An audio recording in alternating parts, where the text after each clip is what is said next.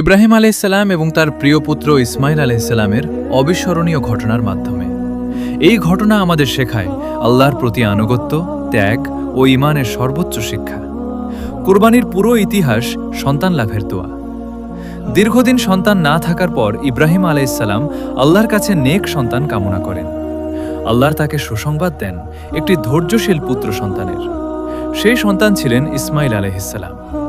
স্বপ্নে আল্লাহর নির্দেশ যখন ইসমাইল আলাইহিসসালাম একটু বড় হলেন, তখন ইব্রাহিম আলাইহিসসালাম স্বপ্নে দেখলেন যে তিনি তার প্রিয় সন্তানকে আল্লাহর রাস্তায় কুরবানি করছেন। নবীদের স্বপ্ন আল্লাহর পক্ষ থেকে ওহী ছিল। তিনি ছেলেকে বললেন, হে আমার প্রিয় পুত্র, আমি স্বপ্নে দেখেছি যে তোমাকে জবাই করছি, এখন তোমার মতামত কি? তখন ইসমাইল আলাইহিসসালাম উত্তরে বললেন, হে আমার পিতা, আপনাকে যা আদেশ করা হয়েছে তাই করুন। ইনশাআল্লাহ আপনি আমাকে ধৈর্যশীলদের অন্তর্ভুক্ত পাবেন। শয়তানের ধোঁকা যখন বাবা ছেলে আল্লাহর আদেশ পালন করতে যাচ্ছিলেন, তখন শয়তান এসে তাদের বাধা দিতে চেষ্টা করে, কিন্তু তারা শয়তানের কথা প্রত্যাখ্যান করেন।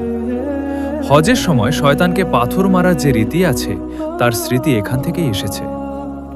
কুরবানির পরীক্ষা ইব্রাহিম আলাইহিসসালাম তার ছেলেকে কুরবানি করার জন্য শুইয়ে দিলেন। আল্লাহর আদেশ পালনে তিনি প্রস্তুত ছিলেন, কিন্তু ঠিক সেই মুহূর্তে আল্লাহ তাদের এই মহান পরীক্ষায় সফল ঘোষণা করলেন।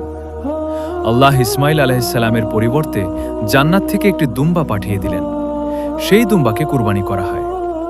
এই ঘটনাকে স্মরণ করেই মুসলমানরা প্রতি বছর ঈদুল আজহায় কুরবানি করে। কুরবানির শিক্ষা: আল্লাহর আদেশ মানা সবচেয়ে বড় ইবাদত।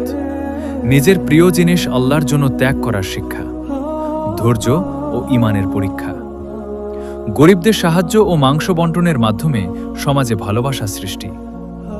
কুরবানির গুরুত্ব: কুরবানি শুধু পশু জবাই নয়, এটি আল্লাহর প্রতি ভালোবাসা ও তাকওয়া।